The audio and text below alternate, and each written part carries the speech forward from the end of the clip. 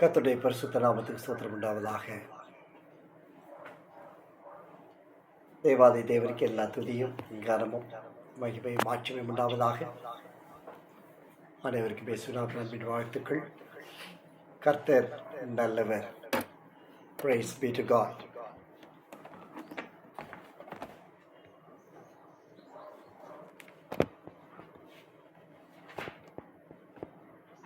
லூக்கா எழுதின சுவிசேஷம்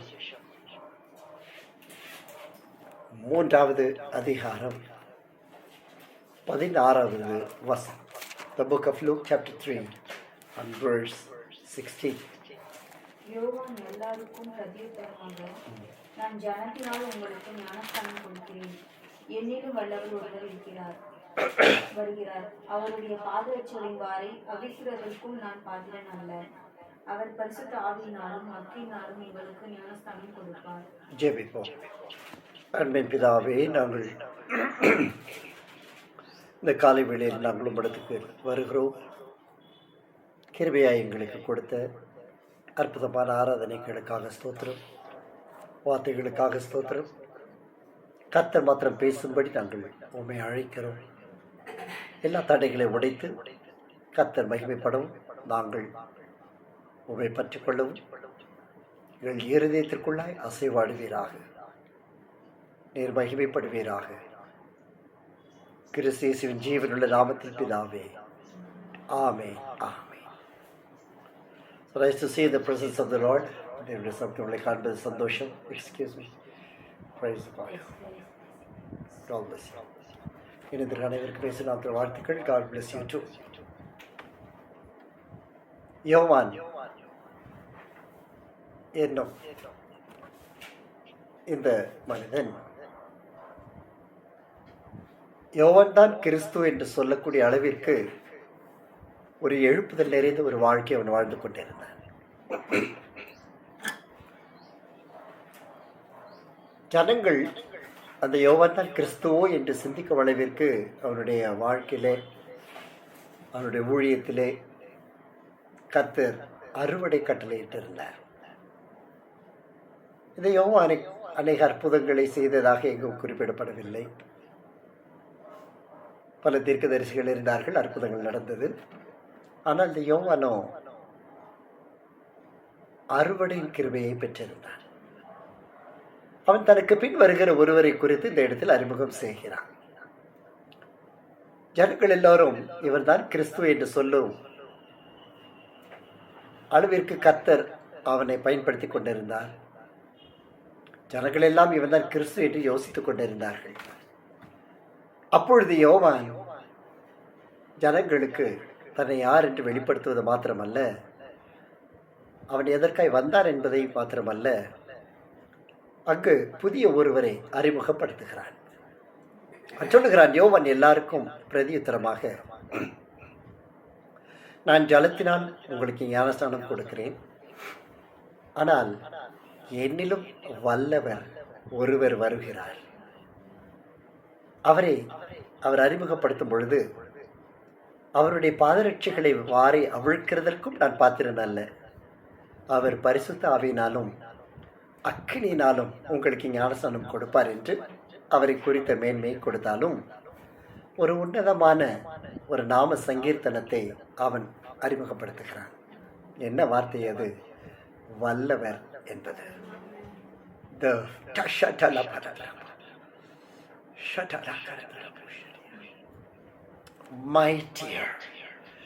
என்னிலும் வல்லவர், என்னிலும் வல்லவர். அவருடைய நாமம் வல்லவர் என்பது. அந்த வல்லவர் நமக்கு செய்த காரியங்கள் 1, 2 அல்ல, மகிமையானவைகள் தான் அவர் நமக்கு செய்திருக்கிறார். எரேமியா தீர்க்கதரிசியின் புத்தகத்திலே 32ஆம் அதிகாரம் 27ஆம் வசனத்தில் அந்த வல்லவர் ஒரு வார்த்தை நமக்கு உறுதிப்படுத்துகிறார்.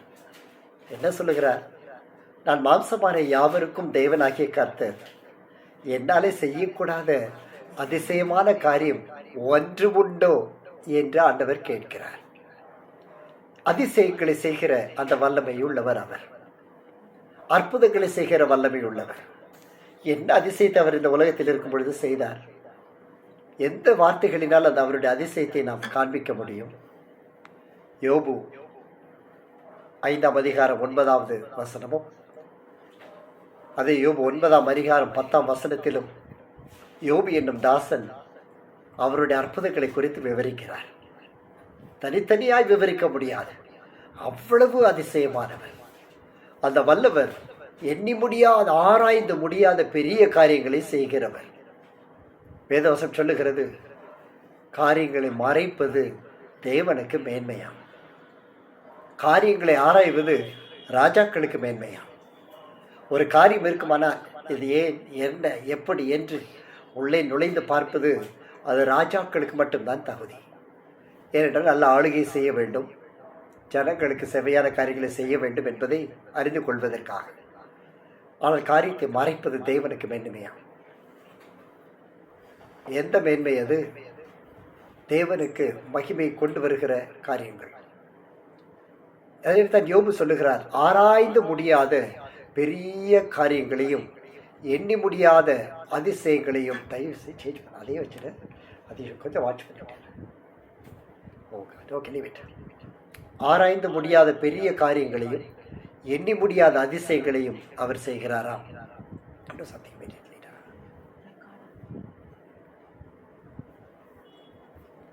யோபு சொல்லுகிறது ஆராய்ந்து முடியாது. எனவேதான் காரியங்களை ஆராய்வது தேவனுக்கு மகிமை. அவர் காரியங்களை ஆராய்ந்து கொள்ளட்டும், எது நன்மை எது தீமை என்று. ஆனால் எண்ணி முடியாத அதிசயங்களை அவர் செய்கிறாராம். கர்த்தருக்கு மகிமை உண்டாகட்டும். You cannot count the miracles that God is doing. எண்ணி முடியாத அதிசயங்கள். தேவன் சில வேளைகளில், அநேக வேளைகளில் அமைதியாக இருப்பது போலதான் தோன்றுகிறது, இல்லையா? ஆனால் அவர் அப்படி அல்ல.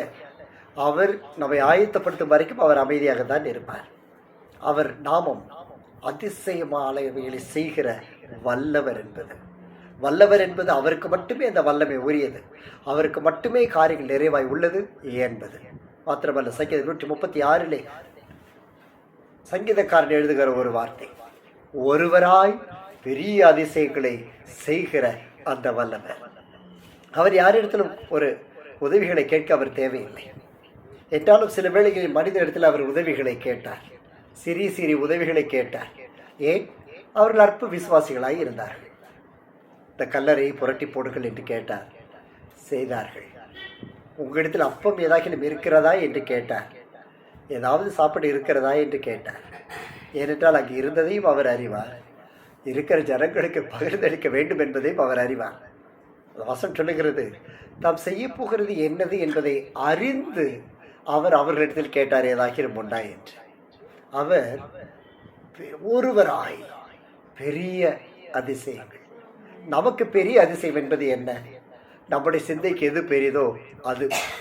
ஒரு மனிதனுக்கு ஆசை என்ன? தன்னுடைய சிந்தைக்கு பெரிதோ அது, அவ்வளவுதான்.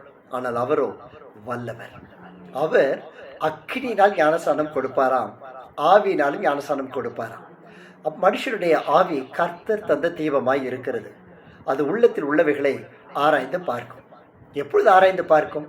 அந்த ஆவியினுடைய அனுகிரகம் அவனுக்கு அளிக்கப்பட்டிருக்கும் பொழுது மாத்திரம்தான் அந்த ஆவியினுடைய அனுகிரகத்தை அவன் பெற்றுக்கொள்ள முடியும். இல்லை என்றால் அவன் தன் பார்வைக்கு ஞானியாய் இருப்பான், தன் பார்வைக்கு நன்மையானவனாய் இருப்பான்.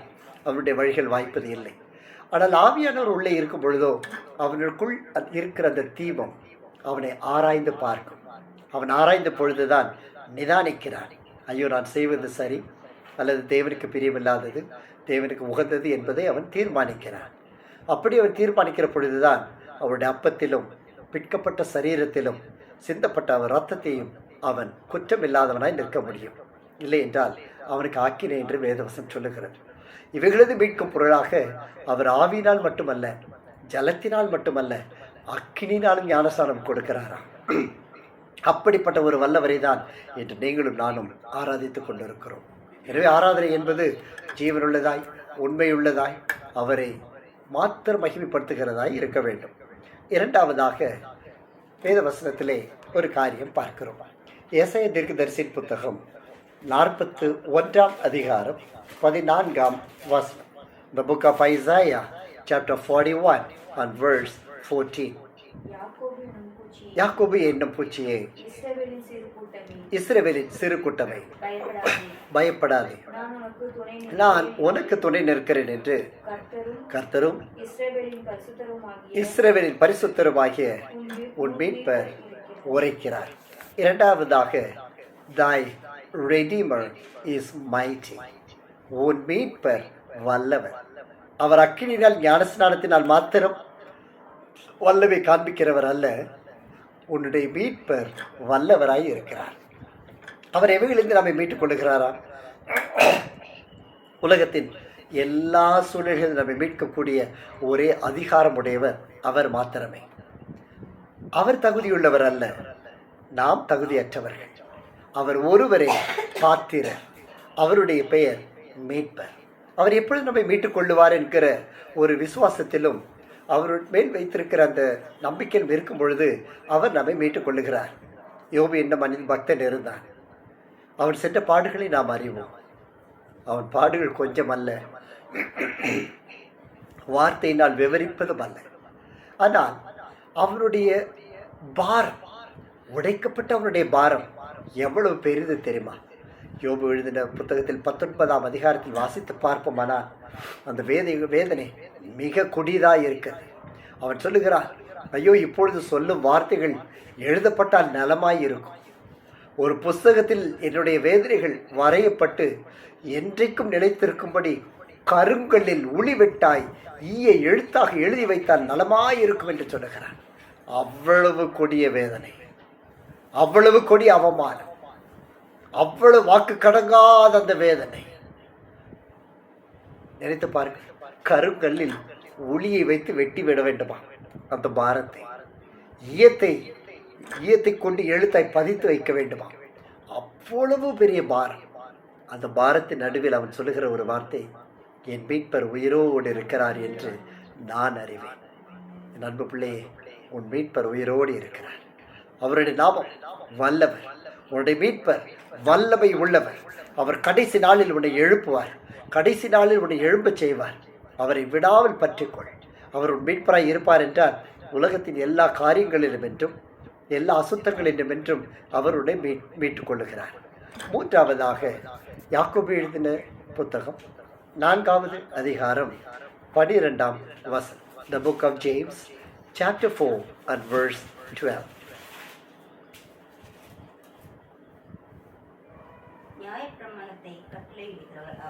நியாயப்பிரமாணத்தை கட்டளையிடுகிறவர் ஒருவரே, அவரும் ரட்சிக்கவும் அழிக்கவும் வல்லவர். மற்றவனை குற்றப்படுத்துகிறதற்கு நீ யார்? மூன்றாவதாக, mightier to save and destroy.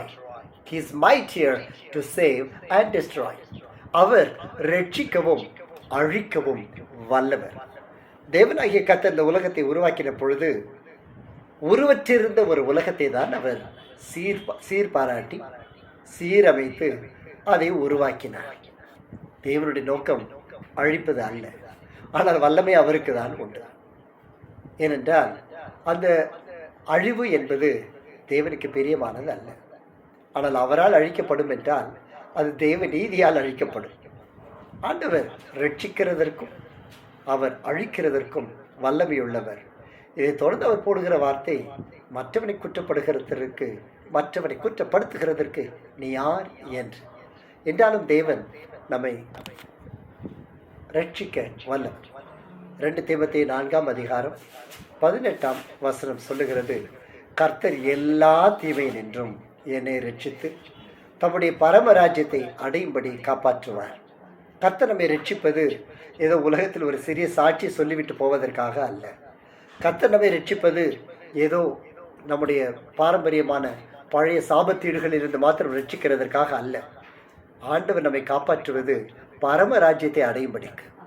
அதற்கு தான் அவர் நம்மை ரட்சித்திருக்கிறார். எனவே தான் இந்த ரட்சிப்பை போக்கடிக்காதபடிக்கு, கிருபை போக்கடிக்காதபடிக்கு எச்சரிப்பாக இருக்க வேண்டும் என்று வேதம் நம்மை இரவும் பகலும் நம்மிடத்தில் பேசிக்கொண்டே இருக்கிறது. மாத்திரமல்ல, இங்கே சொல்லுகிற பொழுது சிங்கத்தின் வாயிலிருந்து ரட்சிக்கப்பட்டேன் என்ற இந்த தீமோத்தேயுவுக்கு பவுல் எழுதுகிறார். அவருடைய வாழ்க்கையெல்லாம் சிங்கங்களின் நடுவில், மனிதர்களாகிய பொல்லாதவர்களின் நடுவில். தாவீது சொல்லுகிறார், பொல்லாதவர்களின் மாம்சத்தை பட்சிக்க நெருங்கினார்களாம். எப்படியாவது இவன் அழிய வேண்டும், எப்படியாவது இவன் அழிக்கப்பட வேண்டும். தாவீது ஒரு ராஜா தான், அரசன் தான். அதான் மனிதர்கள் அவனை சந்தோஷமாய் விடவில்லை. அவன் சொல்லுகிறான், பொல்லாதவர்களின் என் மாம்சத்தை பட்சிக்க என்னை நெருக்கினார்கள், அவர்கள் இடறி விழுந்தார்கள். காரணம், அவர் என்னை பரமராஜ்யத்தை அடையும்படி நம்மை காப்பாற்றினவர். பரமராஜ்யம்.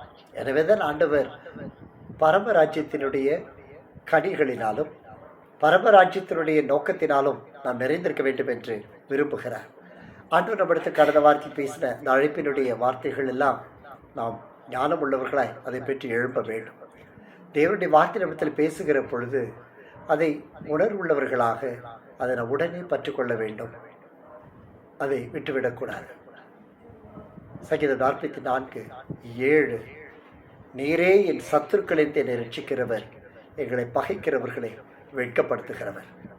வெட்கத்தில் அவமானத்திற்கு உச்சத்திற்கு போய்விட்டீர்களோ, மனிதர்கள் நிற்கக்கூடவில்லையோ, அவ்வளவு பெரிய தாவீதுக்கு பெலிஸ்தியர்கள் கூட அடைக்கலம் கொடுத்தார்கள். பாருங்கள், அவருடைய ஜனம் இஸ்ரவேல் ஜனம், அவருடைய தேசம் இஸ்ரவேல் தேசம். ஆனால் அவனுக்கு அடைக்கலம் கொடுத்தது அவன் சத்துருக்களாகிய பெலிஸ்தர்கள். பாருங்கள், உலகத்தில் சத்துருக்கள் கூட நம்மை துணை நிற்பார்கள், ஆனால் உடனிருக்கிறவர்கள் துரோகிகளாய்த்தான் நிற்பார்கள். சொந்த அண்ணன்மார் அவனை ஏற விடவில்லை, எழும்ப விடவில்லை. ஒரு காலகட்டம் வரைக்கும் சத்துருக்கள் மத்தியில் இருந்தார். ஆனால் அவன் சொல்லுகிறான், கர்த்தர் எங்களை சத்துருக்களிலிருந்து ரட்சிக்கிறவர், எங்களை பகைக்கிறவர்களை வெட்கப்படுத்துகிறவர். கர்த்தரை அழைத்திருக்கிறார் அல்லவா, உனக்கு வாக்கு பண்ணி இருக்கிறார் அல்லவா. அவருடைய வார்த்தையில் மாத்திரம் நீ விசுவாசத்துடன் நம்பிக்கை வைத்திருப்பீர்களானால் அந்த வார்த்தை நிச்சயமாய் உங்களை காப்பாற்றும். ஆனால் அதில் தேவ நீதி இருக்க வேண்டும். பாருங்கள், அவன் சொல்லுகிறான், என் வில்லை நான் நம்புவதில்லை, என் பட்டயம் உன்னை ரட்சிப்பதும் இல்லை. கோலியாத்தினுடைய பட்டயம் மிகப்பெரிய பட்டயம். பெலிஸ்தியர்களுடைய ஆயுதங்கள் மகா பெரிய ஆயுதங்கள். ஏனென்றால் அவர்களை ஆளுகிற அந்த தலைவருடைய இருமாப்பு எல்லாம் கடினமாய் இருக்க வேண்டும். எல்லோரையும் அழிக்கக்கூடிய வல்லமை நிறைந்த பட்டயத்தை, கேடகத்தை அவன் வைத்திருந்தான். அதே போல தன் ஜனங்களுக்கும் அவன் இராணுவத்திற்கும் அதைத்தான் செய்திருப்பான். எனவேதான் அவன் தைரியமாக வந்து நிற்க முடிந்தது. எனவேதான் அவன் தைரியமாய் வந்து தேவனை எதிர்த்து நின்று தன்னுடைய பலத்தை அவன் நம்பி அதை பேசினான். ஆனால் தாவீது சொல்லுகிறான், என் வில்லை நான் நம்பவில்லை, என் பட்டயமும் என்னை ரட்சிப்பதில்லை, உன்னையும் என்னையும் ரட்சிப்பது சர்வ வல்லமை உள்ளவர். ரட்சிப்பதற்கு வல்லமை உள்ளவர் மாத்திரமே உங்களையும் என்னையும் ரட்சிப்பார். அவர் ரட்சித்தவுடன் என்ன செய்வோம்? 8ஆம் வசனத்தில் தாவீது கர்த்தருக்கு தேவனுக்குள் மேன்மை பாராட்டுவோம் என்று சொல்லுகிறார். ஒரு அற்புதம் நடந்துவிட்டால் அதை நினைத்து பெருமைப்படுவதற்கு நாம் அல்ல, நாம் தாழ்த்தி தேவனை மகிமைப்படுத்த வேண்டும். யோபு 5ஆம் அதிகாரம் 10ஆம் வசனத்தில் சொல்லுகிறார், தாழ்ந்தவர்களை உயரத்தில் வைக்கிறார், துக்கிக்கிறவர்களை ரட்சித்து உயர்த்துகிறார். எனவேதான் தாழ்மை என்று நாம் பற்றி இருக்க வேண்டும். தாழ்மையில் பல வகை உண்டு, பலரை பார்க்க முடியும். நான் கிறிஸ்துவுக்குள் தாழ்மையாக இருக்கிறேன் என்று சொல்லுகிறவர்கள் அநேகர் உண்டு. அவர்கள் வாழ்க்கையில் தாழ்மை இருப்பதே இல்லை. சகலமும் பெருமையாக தான் இருக்கும். வைத்திருக்கிற பொருளை குறித்து மேன்மை பாராட்டுவார்கள், வஸ்திரங்களை குறித்து மேன்மை பாராட்டுவார்கள், வாகனங்களை குறித்து மேன்மை பாராட்டுவார்கள், ஏன் ஆவிக்குரிய நிலையை குறித்து மேன்மை பாராட்டுவார்கள். ஆனால் கர்த்தரோ தாழ்மையில் இருக்கிறவர்களை தான் உயர்த்துவார். அந்த தாழ்மை வார்த்தையில் வருவதல்ல, ஆவியில் எளிமையுள்ளவர்கள் பாக்கியவான்கள். அவர்கள்தான் தேவனுக்கு உகந்தவர்கள். அவர்களை தான் கர்த்தர் உயர்த்தி வைப்பதற்கு சித்தம் கொள்ளுகிறார். அது மாத்திரமல்ல, துக்கத்தில் அமர்ந்திருக்கிற நம்மை ரட்சித்து உயர்த்துகிற வல்லமை உள்ளவர் அவர் ஒருவரே. எந்த துக்கமானாலும் அது இம்மையில் கடினமான காரியம், மறுமையில் அந்த துக்கம் நம்மை பின்பற்றுவது இல்லை. ஏனென்றால் அவரே ரட்சிக்கவும் அழிக்கவும் வல்லமை உள்ளவர். ரட்சிக்கவும் அழிக்கும் வல்லமை உள்ளவர்.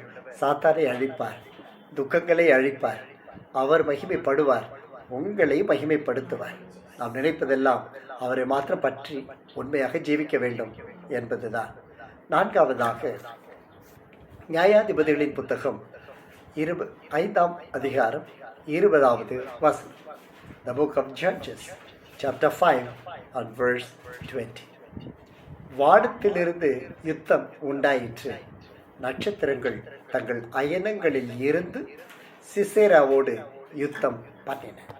ஐந்தாவதாக, he is mightier in battles. யுத்தங்களில் வல்லவர், யுத்தத்தில் வல்லவர். யோவான் அறிமுகப்படுத்திய வல்லவர் அக்கினினாலும் ஆவினாலும் அபிஷேகம் பண்ணுகிறவர். அவர் அழிக்கிறதற்கும் ரட்சிக்கிறதற்கும் வல்லவர். இங்கே அவர் யுத்தத்தில் வல்லவராம். அதே நியாயாதிபதிகள் புத்தகத்தை வாசித்து பார்க்கும் பொழுது தேவன் செய்த அநேக அடையாளங்களை நாம் அங்கு அறிந்து கொள்ள முடியும். என்ன நடந்தது? 19வது வசனத்திலே ராஜாக்கள் வந்து யுத்தம் பண்ணினார்கள். அப்பொழுது கானானியர்கள் ராஜாக்கள் மெகிதோவின் தண்ணீர் அருகான தானாக்கில் யுத்தம் பண்ணினார்கள். அவர்களுக்கு திரவிய கொள்ளை கிடைக்கவில்லை. ஆனால் தேவ பிள்ளைகளுக்கு வானத்திலிருந்து யுத்தம் உண்டாயிற்றான். நம்முடைய யுத்தம் சாதாரணமானதல்ல. சில வேளையில் அதிகாலையில் ஆண்டவர் சில வார்த்தைகள் என்னோடு பேசுவதுண்டு. இந்த வார்த்தை வரும்பொழுதே கலக்கமாகிவிடும். ஆண்டவரே, இந்த வசனமின்றி ஏன் எனக்கு தருகிறீர் என்று. அன்றெல்லாம் கர்த்தரை பலப்படுத்தி இருக்கிறார், சொன்னதெல்லாம் செய்திருக்கிறார். நானும் நீங்களும் ஆராதிக்கிற தேவன் இன்று இருந்து நாளை அழிந்து போகிற ஒரு மனுஷனுக்கு முன்பதாய் அழிந்து போவதற்காக அல்ல.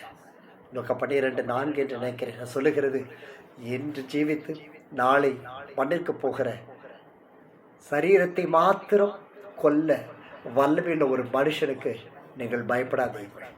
சரீரத்தை கொண்டு அதற்கு பின் ஒன்றும் செய்ய திராணி இல்லாத அந்த மனிதன், நீ சாக வேண்டும், அவ்வளவுதான் உன் எதிரினுடைய விருப்பம். நீ சாக வேண்டும், உன்னோடு இருக்கிறவர்களுக்கு அதுதான் விருப்பம். ஆனால் ஆண்டவரும் அவனுக்கெல்லாம் பயப்படாதே என்றுதான் வாக்கு பண்ணுகிறார். பயப்படும் சூழ்நிலை வரும்பொழுது அந்த அதிசயமானவர் வல்லவருடைய யுத்தத்தின் அவருடைய கருவிகளை பார்த்தீர்களா? வானத்தின் நட்சத்திரங்கள், பட்டயம் அல்ல, புயம் அல்ல, உலகத்தில் உள்ள எந்த ஒரு ஆயுதமும் அல்ல. கர்த்தர் வானத்தின் நட்சத்திரங்களை கொண்டு நட்சத்திரங்கள் இறங்கி வந்து தங்கள் அயனங்களில் இருந்தே சிசேராவோடு யுத்தம் பண்ணின. தேவனுடைய நாமம் மகிமைப்பட்டது. கீழே வசனம் சொல்லுகிறது, கிசோன் நதியே அவர்கள் அடித்து கொண்டு போயிற்று. என் ஆத்துமாவே நீ பலவான்களை மிதித்தாய் என்று. தேவன் தம்முடைய பிள்ளைகளை கைவிடுவதே இல்லை. யோசுவா 10ஆம் அதிகாரத்திலே நாம் பார்க்கிறோம். 42வது வசனத்திலே இஸ்ரவேலின் தேவனாகிய கர்த்தர் இஸ்ரவேலுக்காக யுத்தம் பண்ணினார். அந்த ராஜாக்கள் எல்லாரையும் அவர்கள் தேசத்தையும் யோசுவா ஒருமிக்க பிடித்தார். ராஜாக்கள் யுத்தம் பண்ணினால் ராஜாக்கள் தானே வெற்றி அடைய வேண்டும். ஆனால் வசனம் சொல்லுகிறது, தேவனாகிய கர்த்தர் இஸ்ரவேலுக்கு யுத்தம் பண்ணினாராம். ஜெயத்தை பெற்றுக்கொண்டவனோ அந்த யோசுவா. யோசுவா 10ஆம் அதிகாரம் 42வது வசனம். யோசுவா அந்த ராஜாக்கள் எல்லாரையும் பிடித்தான், அவர்கள் தேசத்தை எல்லாம் பிடித்தான். ஒருவர் ஒரு ராஜாவை பிடிக்க முடியும், ஒருவேளை ஒரு தேசத்தை பிடிக்க முடியும். ஆனால் கர்த்தர் யுத்தம் பண்ணினாரானால் ராஜாக்களையும் பிடிக்க முடியும், தேசங்களை பிடிக்க முடியும். ஆயினத்தன் ஆண்டவர் இந்த வாக்கு தத்துவங்களை நிறைவேறும்படிதான் இந்த யுத்தத்தை செய்தார். யோசுவா அந்த பொறுப்பை எடுக்கிறதற்கு எவ்வளவு யோசித்தார் என்று தெரியாது. ஆனால் கர்த்தர் அழைத்தார், யோசுவா நீ இதை செய்துதான் படிக்க வேண்டும். அன்பு பிள்ளைகளே, கர்த்தர் கொடுத்த அழைப்பு ஒரு மனிதனால் உண்டானது அல்ல, தேவன் மனிதனிடத்தில் கொடுத்தது. இன்னும் காலம் தாழ்த்த வேண்டாம். கர்த்தருடைய யோசுவாவாக எடுத்திருப்பார் என்றால் உடனே பணிந்து விட, இன்னும் நிமிர்ந்து நிற்காதே, கர்த்தருடைய வேலை செய்யாமல் இருக்காதே. வசனம் சொல்லுகிறது, கர்த்தருடைய வேலை அசதியாக செய்கிறவன் சபிக்கப்பட்டவனா. நீங்களும் நானும் அதற்காக பிறந்தவர்கள் அல்ல, யோசுவாவை போல் சுதந்திரிக்கப்பட்டவர்கள். ஆண்டவர் சொன்ன உடனே யோசுவாவிடத்தில் சொன்னார், நான் மோசையோடு இருந்தது போல நான் உன்னோடு இருப்பேன். எனவேதான் அவன் ராஜ்யங்களை சுதந்திரித்தான். அந்த யோசுவா ஒரு முறை யுத்தம் செய்த பொழுது வானத்திலிருந்து கற்களை அனுப்பினார். வானத்திலிருந்து நட்சத்திரங்களை பார்த்திருக்கிறோம், வானத்தில் கற்கள் இருக்கிறது என்று கேள்விப்பட்டு இருக்கிறோம்.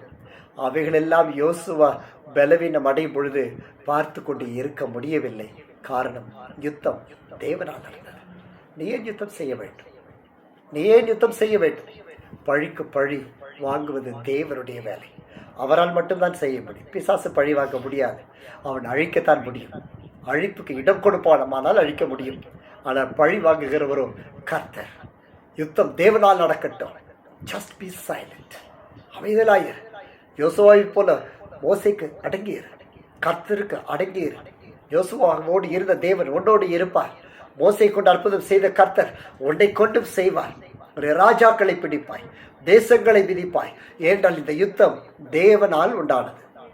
அதை யோசுவா 10ஆம் அதிகாரத்திலே அந்த யுத்தத்தை ஏசாயா 63ஆம் அதிகாரம் 10ஆம் வசனத்திலே நாம் வாசிக்க முடியும். ஏசாயா 63:10. அவர்களோ கலகம் பண்ணி அவருடைய பரிசுத்த ஆவியை விசனப்படுத்தினார்கள். அதனால் அவர்களுக்கு விரோதமாய் சத்துருவாய் மாறி அவரே அவர்களுக்கு விரோதமாய் யுத்தம் பண்ணினார். நடக்கிறதை பாருங்கள். இந்த உலகம் நமக்கு விரோதமாய் எழும்புகிறது. இந்த உலகத்தினுடைய கிரிகள் நமக்கு விரோதமாய் செயல்படுகிறது. என்ன நடக்கிறது? ஏசாயா தீர்க்கதரிசி புத்தகத்தின் மூலமாய் அநேக யுத்தங்களை நாம் பார்க்க முடியும். கர்த்தர் எங்கே இருக்கிறாரா? இந்த உலகத்தார் கலகம் பண்ணுவார்கள் உனக்கு விரோதமாக. ஒரு சிறிய காரியம் போதும் உன்னை கலங்கடிப்பார்கள். ஆனாலும் பயப்படாது. ஆண்டவர் சொல்லுகிறார், உன்னை தொடுகிறவன் அவருடைய கண்மணியை தொடுகிறார். உன்னோடு இருக்கிறவர்கள் இல்பொருள் ஆவார்கள். தங்கள் சத்துருக்கள் இச்சகம் பேசி அடங்குவார்கள். இச்சகம் பேசுகிறவர்கள் துன்மார்க்கர், அதுதான் வசனம். அவர்கள் கலகம் பண்ணுவார்கள். அவர்கள் ஒன்னே ஒன்றும் செய்யவில்லை. நீ அவர்கள் நோக்கமும் அல்ல. சாத்தானுக்கு உன்னை அழிக்க வேண்டும், அவ்வளவுதான். ஆனால் வசனம் சொல்லுகிறது, அவர்கள் பரிசுத்த ஆவியை விசனப்படுத்தினார்கள். ஏன்? ஆவியானவர் என்ன சொன்னார்? ஆவியானவர் ஏன் இங்கு வர வேண்டும்? அவர் அற்புதங்களை செய்ய வேண்டுமானால் ஆவியானவர் துக்கப்பட வேண்டும். நம்மை பேசுகிற வார்த்தைகள், மறைமுகமான காரியங்கள், வானத்தில் நடக்கிற யுத்தங்கள், அந்த யுத்தத்தின் சேனைகள், வான மண்டலங்களில் இருக்கிற பொல்லாத ஆவிகள், இவர்கள் எல்லாம் கிரியை செய்தாலும் நமக்கு விரோதமாய் எழும்பினாலும் அவர்கள் நம்மை அல்ல, கர்த்தராகிய இயேசு கிறிஸ்துவை, அவருடைய உள்ளத்தின் காயங்களை அவமானப்படுத்துகிறது. வாசல் சொல்லுகிறது, பரிசுத்தாவியை விசனப்படுத்தினார்களாம். நடந்தது என்ன? அதனால் அவர்களுக்கு சத்துருவாய் கர்த்தர் மாறினார். ஒரு மனிதனுக்காக கர்த்தர் ஏன் மாற வேண்டும்? அதுதான் கிறிஸ்துவின் அன்பு. அதுதான் யோவான் எழுதின சுவிசேஷம் 3ஆம் அதிகாரம் 16ஆம் வசனத்தில் சொல்லப்படுகிறது, தேவன் தம்முடைய ஒரே பேரான குமாரனை விசுவாசிக்கிறவன் எவனோ, விசுவாசித்து அவரோடு வாழ்கிறவன் எவனோ, விசுவாசித்து அவரை ஏற்றுக்கொள்ளுகிறவன் எவனோ அவன் கெட்டு போகாதபடிக்கு நித்திய ஜீவனை தந்தருளினார். அவர் இந்த உலகத்தில் அன்பு கூர்ந்தார். இந்த சூழ்நிலையில் தேவனுடைய அன்பு உனக்கு துணையாய் பெரிதாய் நிற்கும். சத்துருக்கு விரோதமாய் செயல்படாதே. கர்த்தர் பார்த்துக் கொள்ளுவார். கர்த்தர் செய்து முடிப்பார். அவரே அவர்களுக்கு சத்துருவாய் மாறினார். அதோடு நிற்கவில்லை, அவரே அவர்களுக்கு விரோதமாய் யுத்தம் பண்ணினார். God will fight for you. கர்த்தருக்காய் காத்திரு, கர்த்தருக்காய் பொறுமையுடன் காத்திரு. இரவெல்லாம் துக்கம் வருவது இல்லை. சாப்பிடும் பொழுதெல்லாம் நினைவுகள், வேலை நேரங்கள் எல்லாம் திருடப்படுகிறது. எல்லாவற்றுக்கும் மத்தியில் கர்த்தருக்கு உத்தமமாய் நில். ஏசாயா 41ஆம் அதிகாரம் 11-12 வசனம் சொல்லுகிறது, உண்மையில் எரிச்சலாய் இருக்கிற யாவரும் வெட்கி லட்சையடைவார்கள். உன்னோடு வழக்காடுகிறவர்கள் நாசமாய் போய் ஒற்றுமில்லாமல் போவார்கள். நீ அவர்களோடு வாதாடாதே, வாதாடாதே. பேசுகிறவர்கள், எதை பேசுகிறவர்கள் எதுவானால் நீ வழக்காடாதே. உன் நியாயத்தை எடுத்து காண்பிக்காதே, அமைதலாயிரு. ஏனென்றால் உன்னோடு போராடினவர்களை நீ ஒரு நாள் தேடுவாய், அவர்கள் காணாதிருப்பாய்.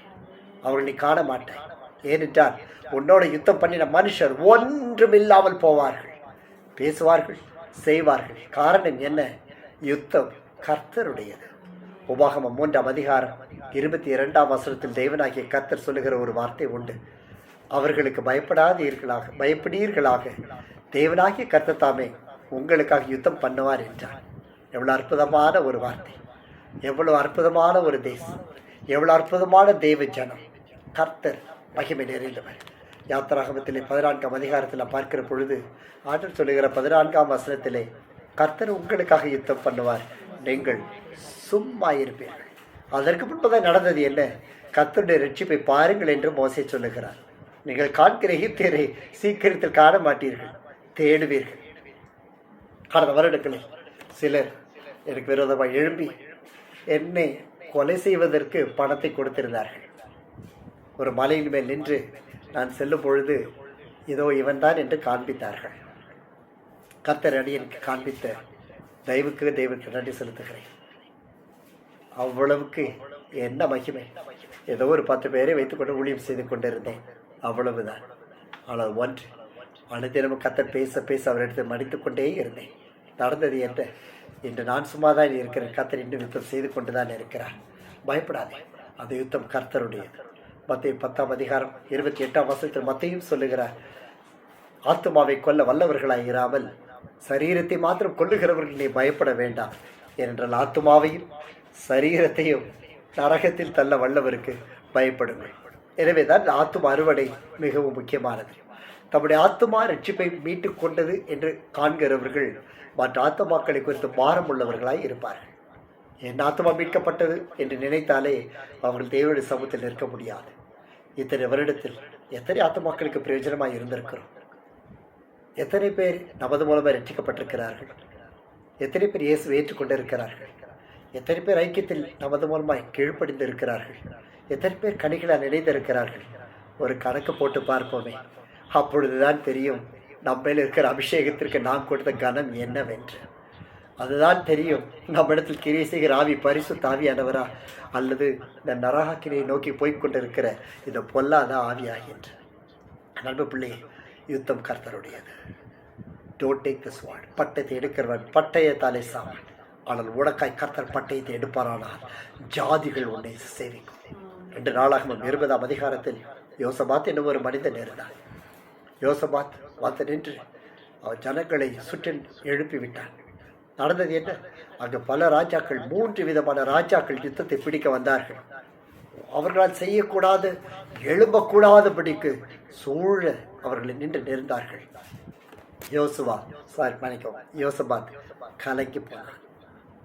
கலங்கி போனான். போய் படுத்திருக்கிறான். அவனுக்கு நித்திரை இல்லை. என்ன செய்வதென்றே தெரியவில்லை. அவருடைய உள்ளம் தத்தளித்தது. இரவும் பகலும் போராடினது. எல்லாம் நடந்து கொண்டிருக்கிற வேளையில் எழுப்பி ஓடி வந்தான். எழுப்பி வந்து துதிகளை பாடுகிறதற்கென்று ஜனங்களை ஆயத்தப்படுத்தி வைத்தான். நடந்தது என்ன? அவர்கள் பாடி துதி செய்ய தொடங்கிய பொழுது என்ற வார்த்தை இருக்கிறது.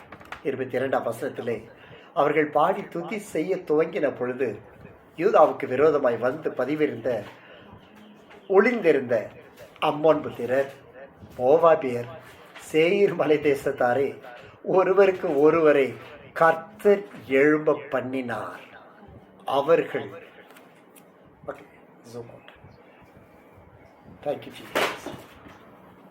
அவர்கள் வெட்டுண்டு விழுந்தார்கள்.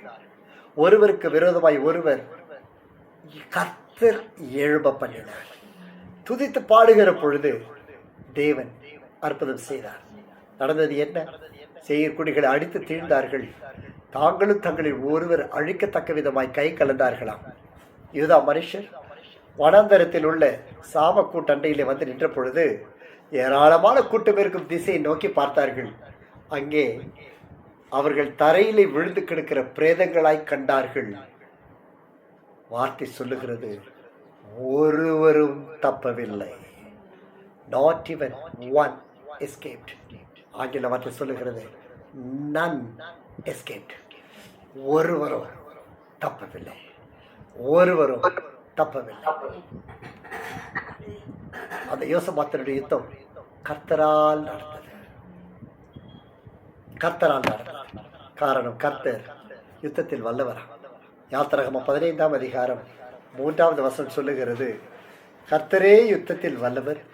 கர்த்தர் என்பது அவருடைய நாமம். கர்த்தரும் யுத்தத்தில் வல்லவர் அல்ல, கர்த்தரே யுத்தத்தில் வல்லவர். கர்த்தரே என்றால் யாரும் அல்ல, அவர் மாத்திரமே. அவருக்கு ஒரு நாமம் உண்டு. கர்த்தர் என்பது அவருடைய நாமம். The Lord is his name. நடக்க வேண்டியது என்ன? 2 ஒரு சங்கீத பாடல் உண்டு.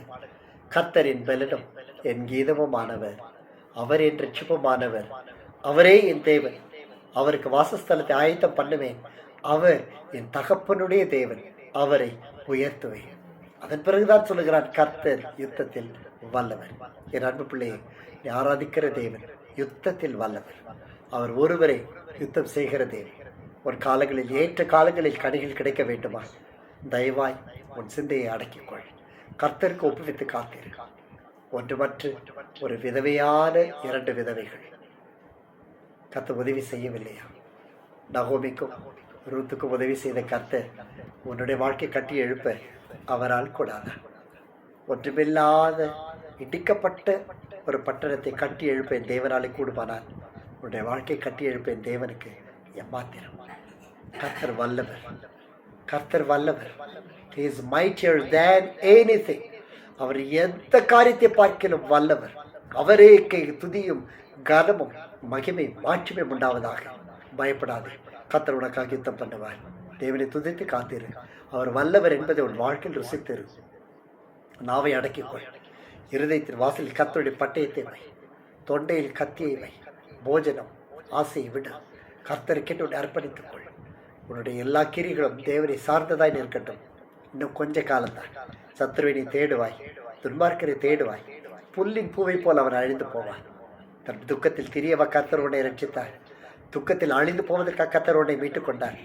இல்லையே, அவருக்கு விருப்பம் எல்லாம் ராஜாக்களாய் ராஜாத்திகளாய் அவரோடு கூட நீ ஆளுகை செய்ய வேண்டும் என்பதற்காக. கர்த்தருக்காக காத்திரு. அவர் உன்னிடமாய் சாய்ந்து குக்குரலை கேட்பார். பயங்கரமான குழியில் விளையாடு செற்றிலும் தூக்கி எடுத்து அவர் சீக்கிரத்தில் அற்புதம் செய்வார். அந்த நாள் இந்த நாள். சிறுமைப்பட்டவனுக்கு கர்த்தர் அடைக்கலம். நெருக்கப்படுகிற காலங்களில் அவரே தஞ்சம். அவர் வல்லவர். உன்னோடு கூட வருகிறார். கண்களை மூடி அவருக்கு நன்றி சொல்லுவோமா? ஆண்டவரை அறிக்கையிடுவோமா? கர்த்தரே, கர்த்தரே, கர்த்தர் என்பது அவருடைய நாமம். கர்த்தரே யுத்தத்தில் வல்லவர். அவரே தம்முடைய ஜனங்களுக்கு அற்புதங்களை செய்கிறவர்.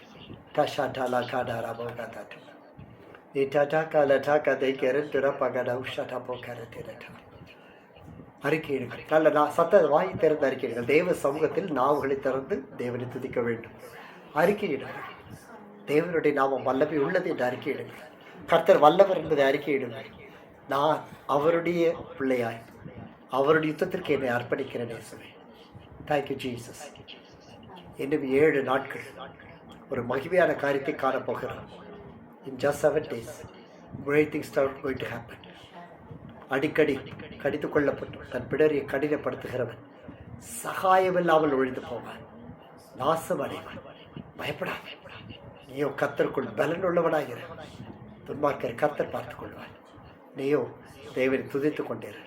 கட்டுகளை அறுப்பார், சாபங்களை முறிப்பார், வேதனையை மாற்றுவார், புது பலன் தருவார். நீ கரங்களை தட்டி தேவனை மகிமைப்படுத்தும். கரங்களை அசைத்து தேவனை துதித்துக் கொண்டிரு. கரங்களை உயர்த்தி தேவனை துதித்துக் கொண்டிரு. உன் ஆவி தேவனால் கொடுக்கப்பட்டதாகும், அவரால் நிறைவானதுமாய் இருக்கட்டும். அவர் உன்னை நடத்துவார். அவர் வல்லவர். He is the mightier one. அன்பின் பிதாவே, அற்புதமான உடைய பிரசனத்திற்காக ஸ்தோத்திரம். எல்லாவற்றிலும் போதுமானவரை எங்களோடு இருக்கிறதற்காக ஸ்தோத்திரம். நீரே வல்லவர் என்று நாங்கள் அறிக்கையிடுகிறோம். எங்கள் வாழ்க்கை, எங்கள் குடும்பத்தில் உங்களுடைய வல்லமை எங்களுக்கு தேவை. எங்கள் உள்ளம் இரவு பகல் வேதனையினாலும் அவமானத்தினால் துடித்துக் கொண்டிருக்கிறோம். இன்னும் துன்மார்க்கன் செழித்து கொண்டிருக்கிறார். இன்னும் துன்மார்க்கன் வஞ்சகம் பேசி இச்சக பேசி தெரிந்து கொண்டிருக்கிறார். இன்னும் வறுமை மேற்கொண்டிருக்கிறது. இன்னும் வியாதிகள் எங்களுக்கு கீழ்பட்டிருக்க காணோம். இன்னும் ஜனங்களை கர்த்தருக்கு கீழ்ப்படுத்துகிறதற்கு எங்களுக்குள் வல்லமையே காணோம், வைராக்கியத்தை காணோம் என்று புலம்பிக் கொண்டிருக்கிறோம். சிலருக்கு எப்படி ஜெபிப்பது என்று தெரியவில்லை, எப்படி கிருபை பெற்றுக்கொள்ள வேண்டும் என்று தெரியவில்லை. என்றாலும் துணைகரமான பாவங்களுக்கும் துரோகங்களுக்கும் எங்கள் விலக்கி காத்திருக்கிறோம். நீர் வல்லவர் என்று நாங்கள் அறிக்கையிடுகிறோம். எங்கள் வாழ்வில் வல்லமை செய்யக்கூடிய வல்லமை திராணி உடையவர் நீர் ஒருவரே. வல்லவரே, உடைய பாதம் பணிகிறோம். என் பிள்ளைகளை கரம் பிடித்து பார்த்து கொண்டிருக்கிற பிள்ளைகள் மேல் தேவனுடைய கரம் இருக்கட்டும். ஒவ்வொரு வீட்டிலும் தெய்வ மகிமை வெளிப்படட்டும். இறங்கும் ராஜா. ரட்சிப்பின் வல்லமையை அனுப்பின கர்த்தர் இன்னும் ஒரு விஷயம் ரட்சிப்பின் வல்லமையை அனுப்பும். உடைக்கால சொத்த வீடுகளில் துணிக்கட்டும். அற்புதங்களில் வல்லமை வீடுகளில் துணிக்கட்டும். சாத்தான் வெட்கப்படுவதைக் கண்டு நாங்கள் உம்மை ஸ்தோத்திரிக்கப் போகிறோம். அற்புதங்களுக்கு நன்றி. இந்த வாரம் முழுவதும் ஆசீர்வதியும். உம்மோடு கூட எங்களை வைத்துக் கொள்ளும். வார்த்தைகளினால் நிரப்பும், பரிசுத்தத்தினால் நிரப்பும். ஆராதனை முடித்தவுடன் துணிகரத்தை செய்கிற எந்த ஆவியும் எங்களை விட்டு நீங்கும்படி நாங்கள் ஜெபிக்கிறோம். நீர் மட்டும் மகிமைப்படும். ஜெபத்திற்கும் வேத வாசிற்கும் பிள்ளைகள் இணைந்து ஜெபிக்க, குழுவாய் ஜெபிக்க தடையாக இருக்கிற பொல்லாத ஆவிகள், இயேசுவின் ஏவாளின் ஆவிகள், எசபேலின் ஆவிகள் எங்கள் எல்லைகளை தொடாதபடி பரிசுத்தப்படுத்தாண்டவரே. ஆகாபின் சேனைகள் நொறுக்கப்பட்டு போகட்டும். ஏலியாவின் வல்லமை எங்கள் ஒவ்வொருவர் மேலும் இறங்கட்டும். ஒரு எழுப்புதல் ஊழியத்தை நிறைவேற்ற பாரத்தையும் கண்ணீரையும் கிருபையையும் தாரும். எல்லைகளுக்கு மேசுட்டாத்துடன் மறைத்துக் கொள்ளுகிறோம். எங்கள் பாதைகள், எங்கள் பிரயாணங்கள், வேலை ஸ்தலங்கள், தொழில் ஸ்தலங்கள் சகலவற்றையும் கர்த்தர் ஆசீர்வதித்து நடத்துகிறார். எவ்வளவு பாராட்ட கிருபைக்காக நன்றி. உடைய வார்த்தை பலப்படுத்தி இருக்கிறேன். நிச்சயமாய் விசுவாசிக்கிறோம். எங்களை தாங்கினதற்காக நன்றி. என்ன மட்டும் சேரும் வரைக்கும் தேவி கிருபை எங்களை ஆளுகை செய்யட்டும். எல்லா நாமத்திற்கும் மேலான ஒரு நாமத்தை உயர்த்துகிறோம், வாழ்த்துகிறோம், போற்றுகிறோம். இயேசு கிறிஸ்துவின் மகிமுள்ள நாமத்தை ஜெபிக்கிறோம். ஆசீர்வாதங்களை வெற்றிகளை சுதந்திரித்து பெற்றுக் கொள்கிறோம். எங்கள் இரக்கத்தின் பிதாவே. சத்தமாய்